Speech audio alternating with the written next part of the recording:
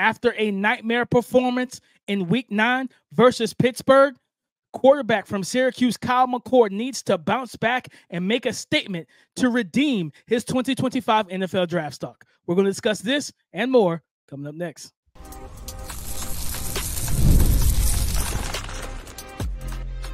You are Locked On NFL Draft, your daily podcast covering the NFL Draft. Part of the Locked On Podcast Network, your team every day. What's up, Locked On family? Welcome back to the Locked On NFL Draft Podcast, your daily podcast covering your favorite draft prospects, part of the Locked On Podcast Network, your team every day. I'm your boy, Damian Parson. You can find and follow me on X at DP_NFL. I'm a senior draft analyst, and thank you for making Locked On NFL Draft your first listen today and every day. Shout out for being our everyday. As you know, I got to kick the intro to Mr. LSU himself, Keith Sanchez. You can find and follow him on X at TheTalentCode. You talk to him, baby.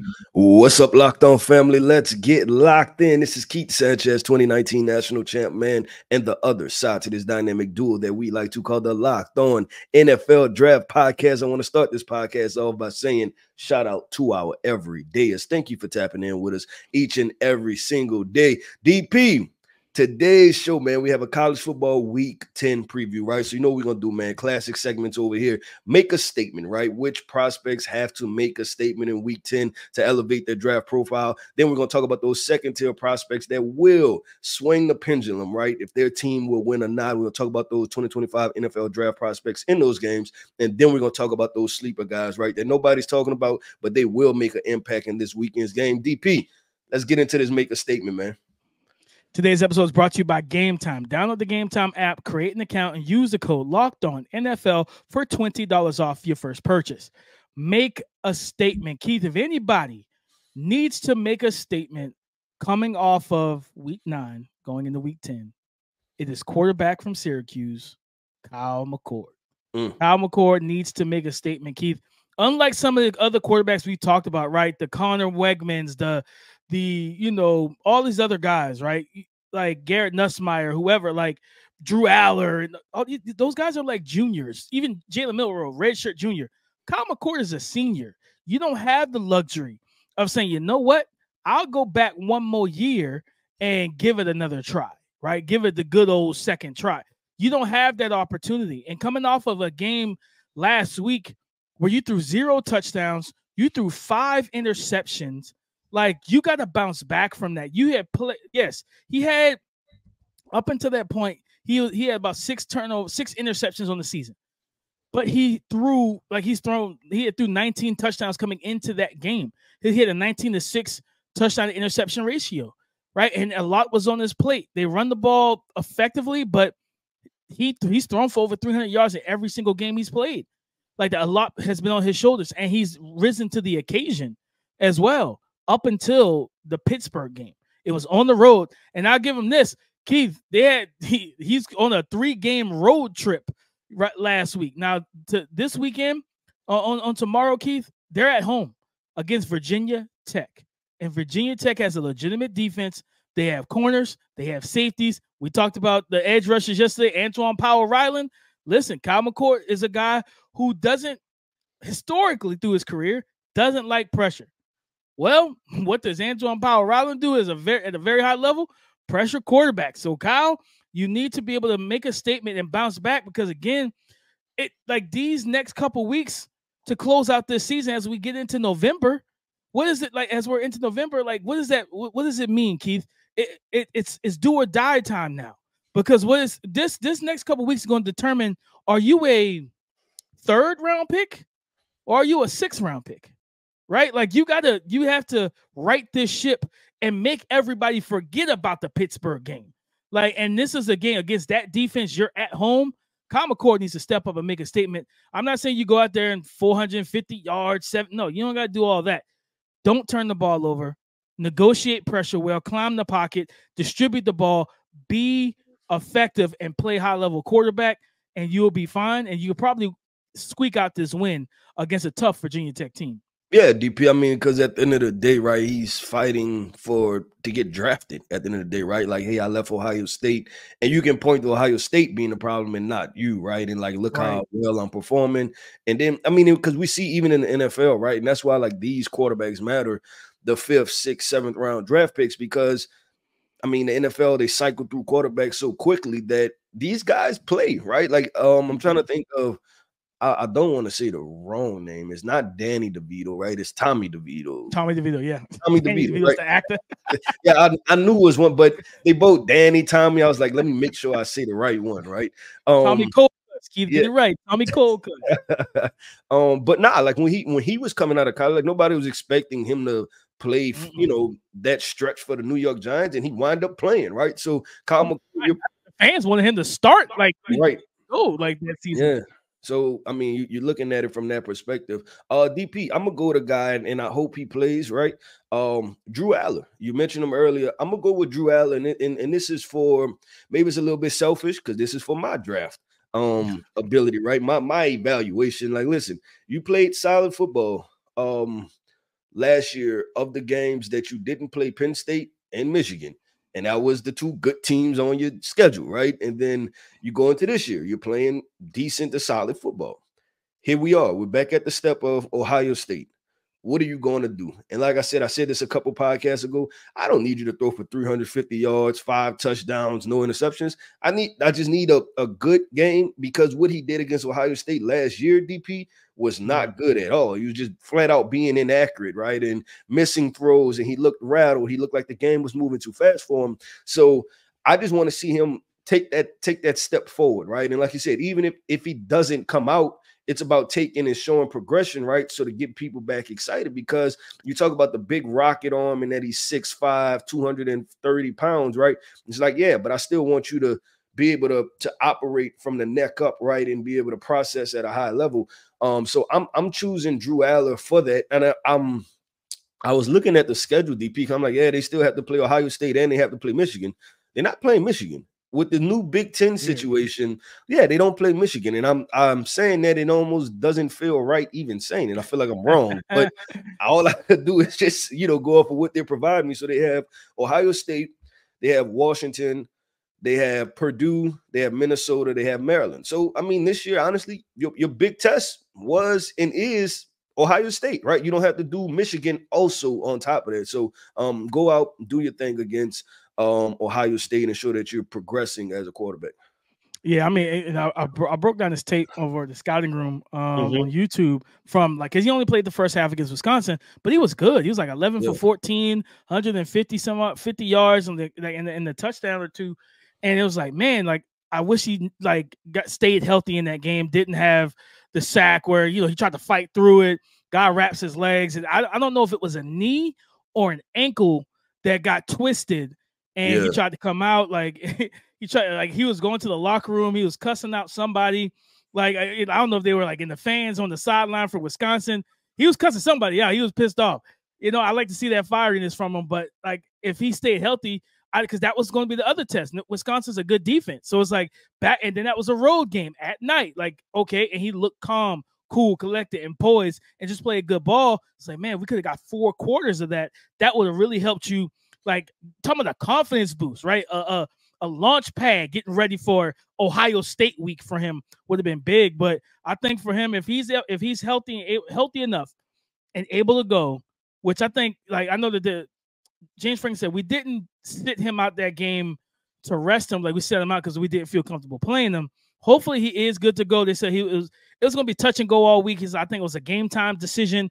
I hope he's good to go. I hope he can. Because he even tried to throw after he got twisted, after his leg got twisted, and he dropped back, and you can see he could barely he couldn't really generate the velocity and stuff. I'm yeah, he's got to come out. I saw that watching tape. So he's played good ball for the most part this year, but this was the test, man. And it just sucks that he got hurt last week to where he might not, he won't be 100%, because 100% Drew Allen getting the ball to Tyler Warren, getting the ball to the do-it-all running back Nicholas Singleton. They need the other receivers to step up. That's a fact. Guys dropping passes, stuff like that, hitting them right in the hands. In this game, you can't do that, right? Especially where I think the defense for Ohio State isn't super confident right now. I think they could be had, especially in the secondary. I was just about to say, especially I feel like if you tack the corners, you may have an opportunity there. And I mean, even the game against Nebraska, I think with this Ohio State team, I think the Oregon matchup was a good showing for them, right? Even though they lost, I mean, it wasn't for the secondary, right? Or Denzel Burton, but like offensively, it looked like they were clicking at a decent rate. Yeah. But I would say both sides, DP, like the offense and the defense, they have moments where they look really good and moments where it's like, what's going on? So just saying that to say that they're a team that potentially could be had. And we know that Penn State is not void of talent, right? Like they're more talented than Nebraska, you know what I'm saying? Right. And some of these other teams that have kind of slowed Ohio State a little bit. So DP, let's keep this thing going and flowing. And coming up next, we're going to talk about those second tier prospects, those different makers in this weekend slate of games, 2025 NFL draft prospects. Today's episode is brought to you by Game Time. Game Time has a new feature called Game Time Picks that makes getting tickets to see your favorite teams play live even easier. But it's not just your favorite sports teams. Guys, you can go to concerts, comedy shows, you name it, Game Time Picks has it. Game Time Picks filters out the fluff to show you only incredible deals on great seats so you don't have to waste time searching through thousands of tickets. Some of the other things I love about Game Time and Game Time Picks, they show the seat views in all of the venue. So before you purchase your ticket, you know what vantage point you're going to have. They have lowest price guarantee, event cancellation protection, job loss protection, and more. Guys, take the guesswork out of buying tickets with Game Time Picks. Download the Game Time app today, create an account, and use the code LOCKEDONNFL for $20 off your first purchase. Terms apply. Again, create an account, use the redeem code LOCKEDONNFL for $20 off. Download Game Time today. What time is it? It's game time. Our friends over at 5 Hour Energy know that being a passionate football fan isn't just a hobby. It's a way of life. It takes a lot of energy to power through all-day tailgates, touchdown celebrations, or an agonizing second overtime, which is why they've created the Fan 5 Hour Energy Shot with a special flavor called Fan Fuel. The energy shot made just for super fans like you, the fan who are first in the parking lot, the fans who are last to leave. We see you. 5 Hour Energy knows that no matter what team you root for, being a fan requires heart, soul, and a whole lot of energy. Whether you're prepping for a big tailgate or ironing your jersey, your game day to-do list is always a mile long. That's why the limited edition Stan the Fan 5 Hour Energy Shot is here to help keep you fueled through the season. What's your fan fuel this week? Whatever it is, do it with 5 Hour Energy. Available on 5hourenergy.com, shipped nationwide. Second tier prospects to watch.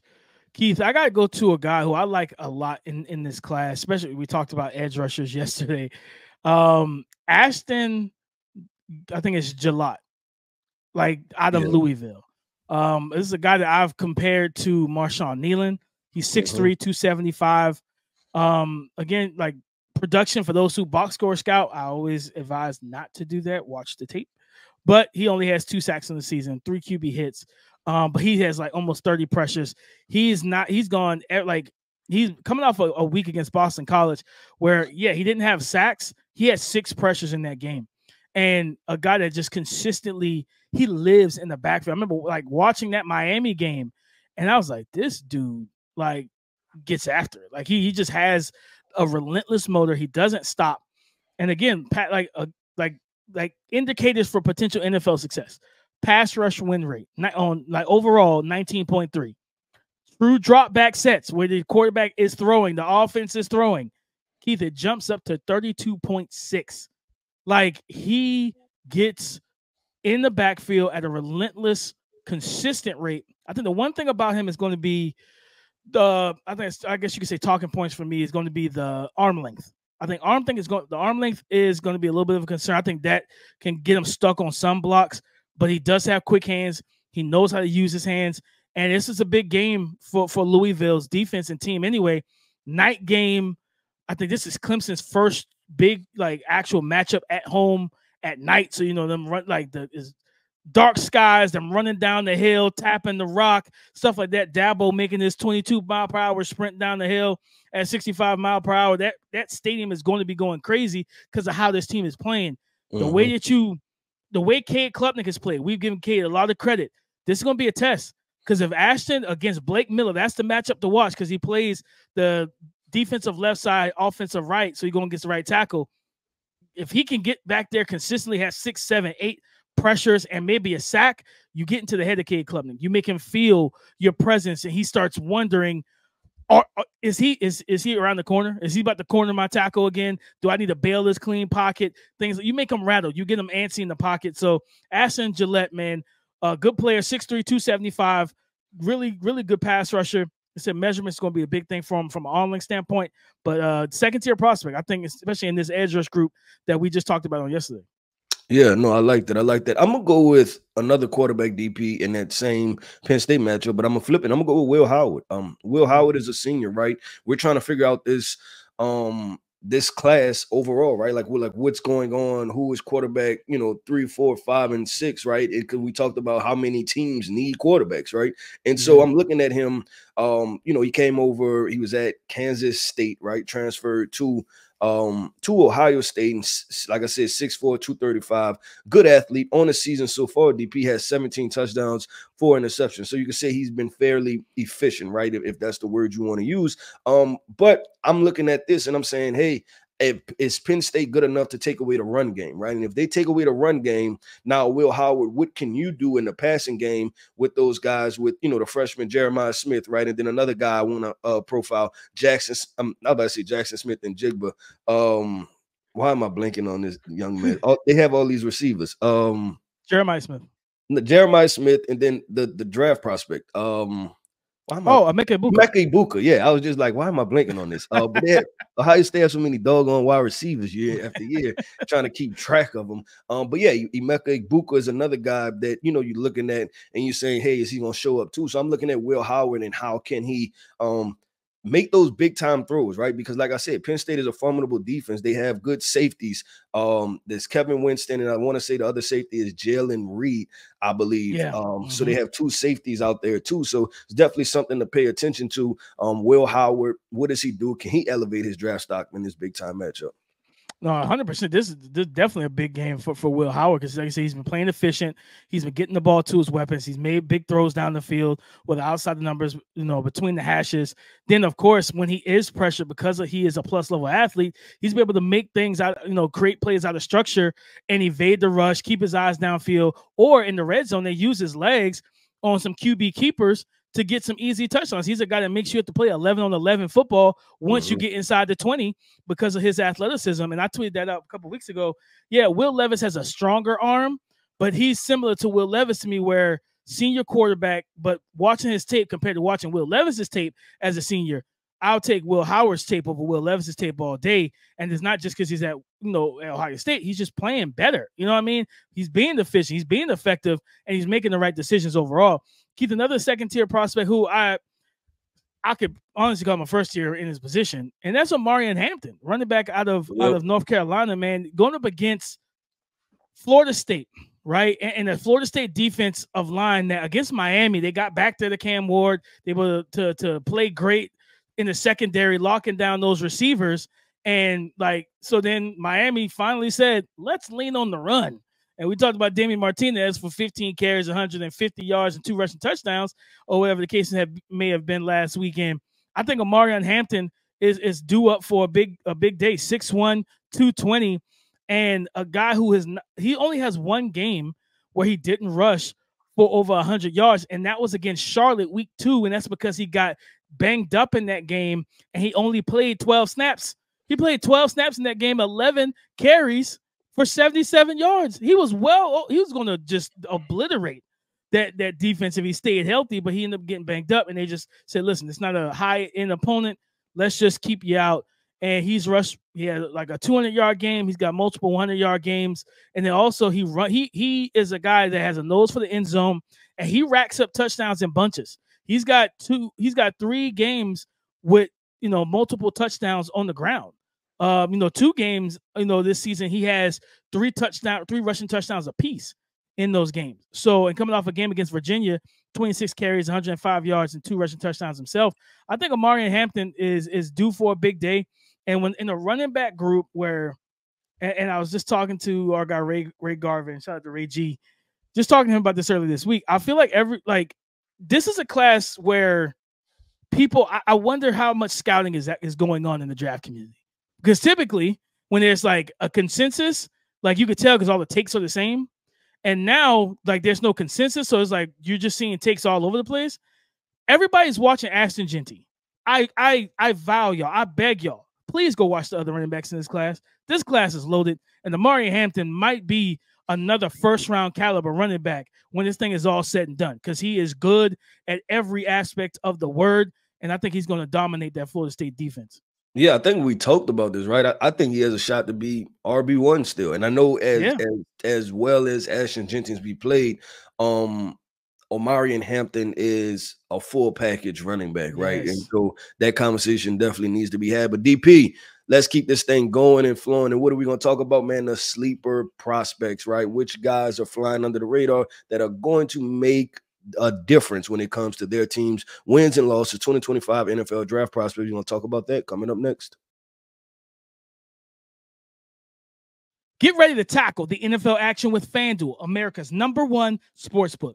Because right now, new customers can bet $5 and get $150 back in bonus bets if you win. The FanDuel Sportsbook app gives you everything you need to place live bets on the NFL all in one place. So when you get an urge or a hunch in the middle of the game, you can check out the latest stats, view live play-by-play, and so much more on the same page where you placed your bets. Just visit FanDuel.com to join today. Guys, you'll get started with $150 back in bonus bets if you win your first $5 bet. Again, if you win your first $5 bet, you'll get started with $150 back in bonus bets. That is FanDuel.com to get in on the action. Never waste a hunch and make every moment more with FanDuel, an official sports book partner of the NFL. Thank you for making Locked On NFL Draft your first listen today and everyday shot for being our everydayer. Sleeper prospects to know. Keith, Elijah Sarat, the wide receiver at Indiana.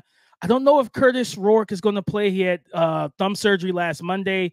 They kept him out of the game last week against Northwestern, which they didn't need him for. They have Taven, I think it's Taven Jackson, I think is the backup quarterback, 4- or 5-star recruit. And they have Michigan State this weekend.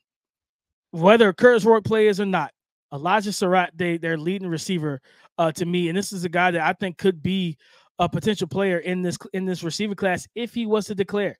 Right, he's got good route runner. He's got good size. He's listed at 6'2", 210, and he's been consistent. He didn't have a great game last week because the quarterback changed, but for the most part, he's had a good season this year. Guy that plays predominantly on the outside. He can give you a little bit of inside, but he plays mostly outside. And with them facing Michigan State this week on the road, 3:30 kickoff Eastern time, I think getting him involved early is going to help, especially if it's the young quarterback, the quarterback who hasn't played much at all.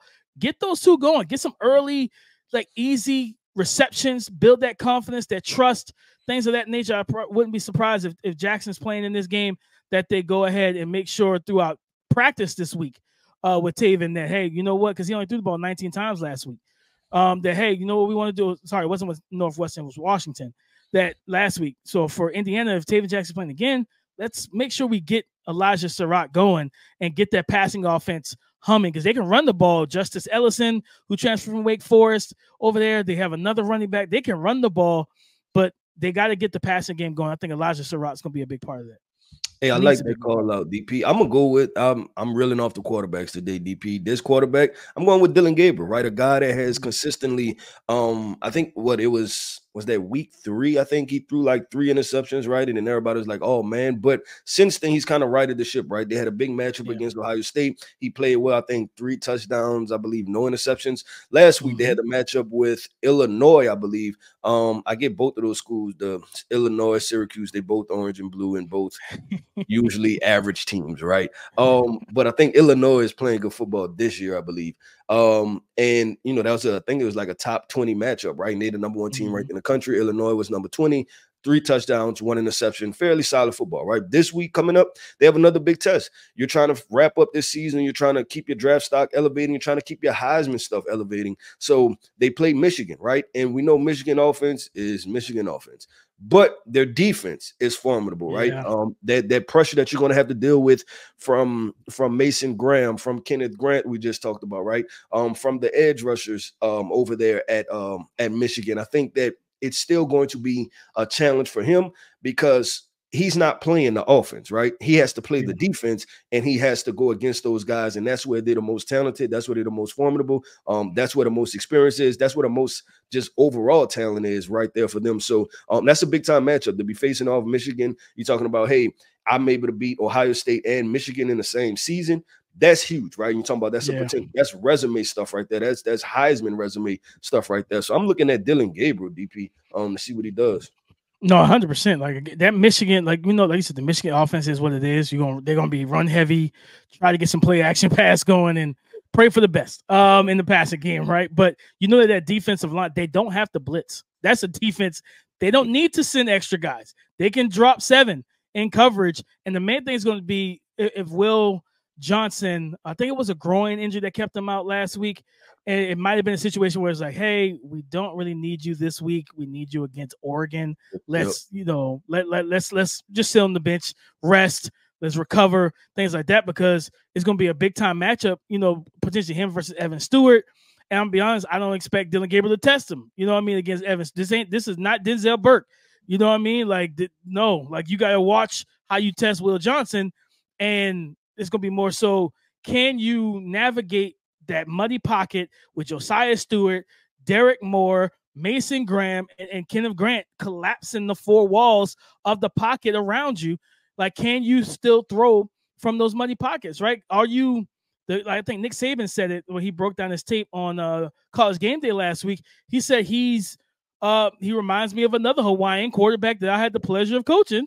He reminds me of Tua, and that's the comp I've had for him this entire time. He's a more mobile, athletic version of Tua, but just a slightly weaker arm. I think Tua has more velocity and oomph behind his arm. Tua's also bigger. He's like 225, you know what I mean? And like 6 foot, 6'1" or something like that. So bigger frame, smaller version of Tua. I think it's going to be a big game for him because, again, if you turn the ball over against this team, you give them short fields, they run the ball against you, you could be on upset alert, especially in this game being on the road.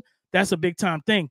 Keith, I want to go to Miami is hosting Duke, and I'm going to go to their linebacker, Francisco Mauigoa, a guy that, on the season right now, he does a lot of different things for him, man. A lot of different things for them. I think 42 tackles on the season. He rushes the passer as well, blitzing 11 pressures and hurries, 5 QB hits, 2 sacks on the season as well. But he also gets drop off in the coverage, 6'3", 230. And I think for them, against a team with Malik Murphy, I think it's Star Moore is the running back over there.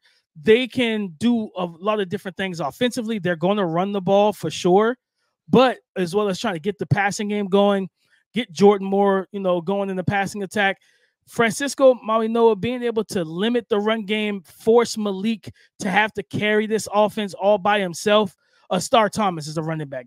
He's another running back in this class. He's a senior, 6 foot 210 from transfer from New Mexico State. He's having his best season of his career with 681 yards rushing and 5 rushing touchdowns this season. Like they want to run the ball and set up the pass with Malik Murphy, especially because they don't have a great receiving core right now. So you want to lean on that run game. Francisco's going listen, strap up that chin strap because I expect to see a lot of Star Thomas in this game, and he's going to have to stop that run game. Yeah, and he's gonna have to, right? And that's like gonna be a very like a key to it at the end of the day. And DP, you just mentioned is hitting New Mexico State.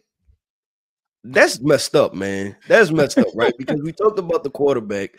They lost the quarterback that's now at Vanderbilt. We talked about Eli Stowers, who I said, hey, this guy is a good football player.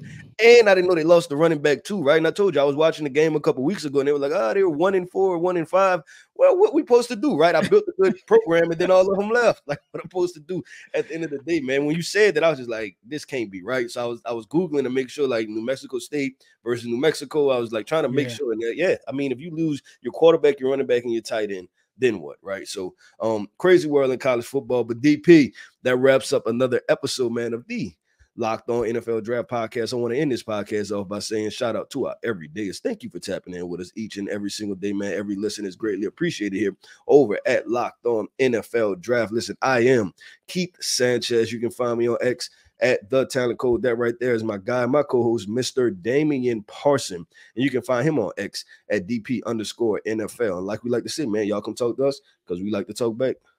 Go subscribe and follow for free on YouTube. Wherever you listen to podcasts, get the latest episode as soon as it is available. Thank you for making Locked On NFL Draft your first listen today and every day. Shout out for being our everydayers, guys. Listen, have a great weekend. Enjoy college football this weekend. Enjoy NFL football. And on Monday, we're going to talk about game ball, the updated quarterback rankings, and who fumbled the bag and who took the bag and ran with it and made themselves some money. So come and join the conversation again tomorrow on the Locked On Podcast Network, your team every day.